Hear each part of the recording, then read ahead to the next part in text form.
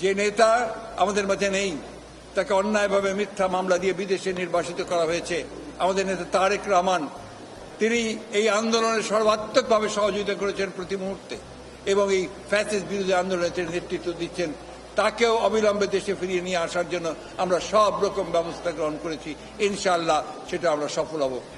কতটা রেসপন্সিবল হলে গোটা জাতিকে আজকে একটা শূন্য অবস্থায় ফেলে দিয়ে তিনি এইভাবে চলে গেছেন, এখান থেকে বোঝা যায় তার যে আসল চরিত্র, সেই চরিত্র।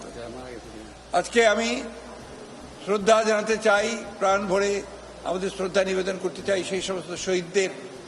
প্রায় 1000 খানেক শহীদ হবে যারা এই আন্দোলনে শহীদ হয়েছেন।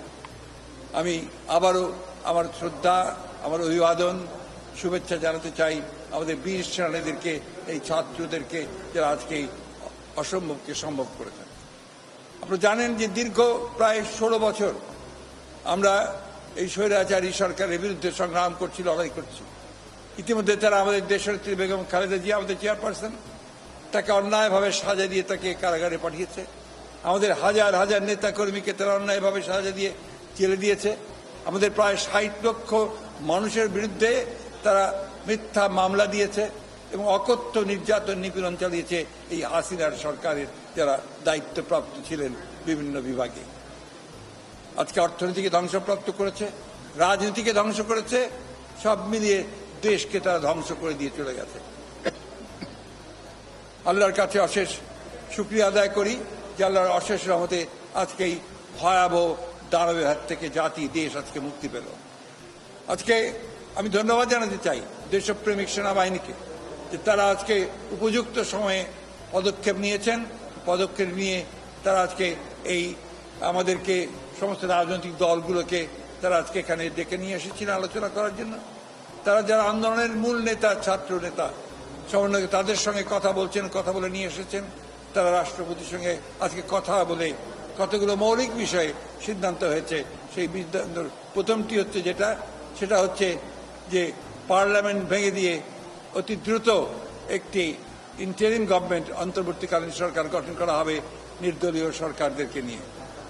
আজকে সিদ্ধান্ত হয়েছে যে দেশনেত্রী বেগম খালেদা জিয়াকে অবিলম্বে কোনো কালক্ষেপ না করে তাকে মুক্তি দেওয়া হবে।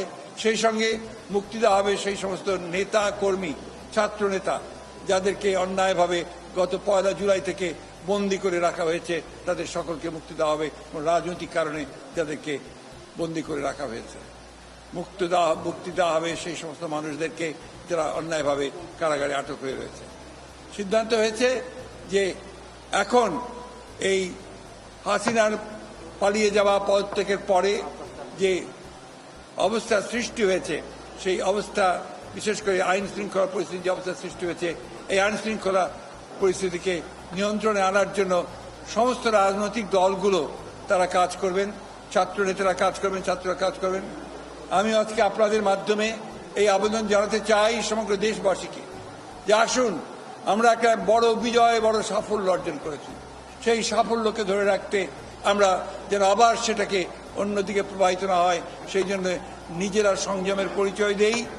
ক্রোধ, ঘৃণা বা প্রতিশোধের বশবর্তী হয়ে আমরা যেন কাউকে আক্রমণ না করি, কোনো প্রতিষ্ঠানের ক্ষতি না করি।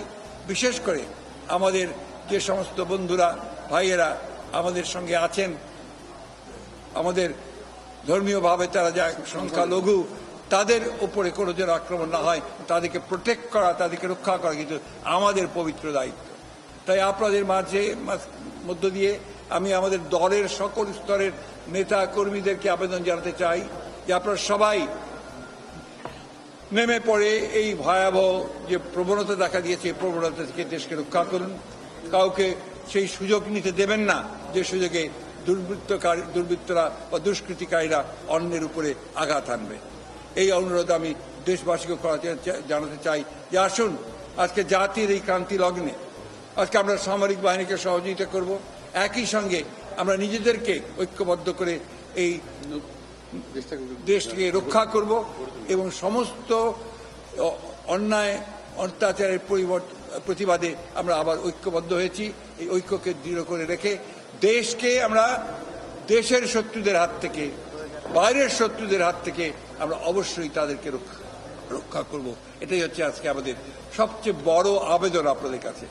দেশনেত্রী বেগম খালেদা জিয়া আপনাদের সকলের কাছে সেই আবেদন জানিয়েছেন যে ধৈর্য ধরুন, শান্ত হন এবং দেশকে রক্ষা করুন, জাতিকে রক্ষা করুন। আজকে যে উদ্যোগ নেওয়া হচ্ছে সেই উদ্যোগকে সফল করুন। আবারও আমি আমার ছাত্র নেতাদেরকে, সমন্বয়কারীদেরকে, ছাত্র বন্ধুদেরকে, যারা সবাই আন্দোলনে শরিক হয়েছেন, তাদেরকে আমরা আজকে সহযোগিতা করি এবং তাদেরকে অভিবাদন জানাই।